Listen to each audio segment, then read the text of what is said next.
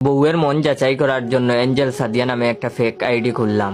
তাড়াতাড়ি ID log in করেই বউকে একটা মেসেজ পাঠিয়ে দিলাম, হাই আপু, বলছিলাম আপনার স্বামী আপনাকে ঠিকঠাক দেয় তো ভরণ পোষণ। কিছুক্ষণ পরে আমার বউয়ের রিপ্লাই, থতমত খেয়ে যাওয়ার মতো দুইটা ইমোজি।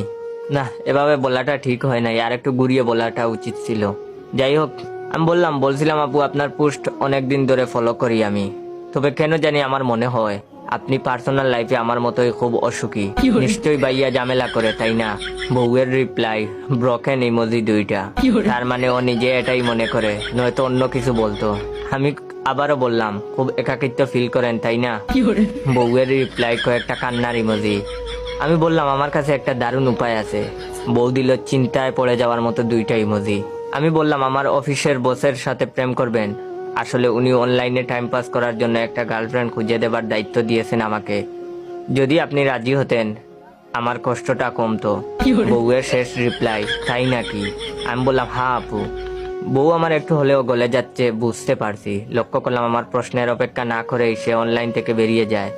আমিও অফিসের কাজ ছেড়ে বাসায় ফিরি, কিন্তু কথা সেটা না। কথা হলো আজ 3 দিন ধরে আমি হাসপাতালে ভর্তি। আমার বাম হাত আর ডান পায়ের ভগ্ন দশা, বাকিগুলোরও কন্ডিশন ভালো না। আসলে ওই দিন ভুল করে ফেক আইডি মনে করে নিজের রিয়েল আইডি দিয়ে বউকে মেসেজ দিয়ে ফেলেছিলাম, তাই আজকের এই অবস্থা।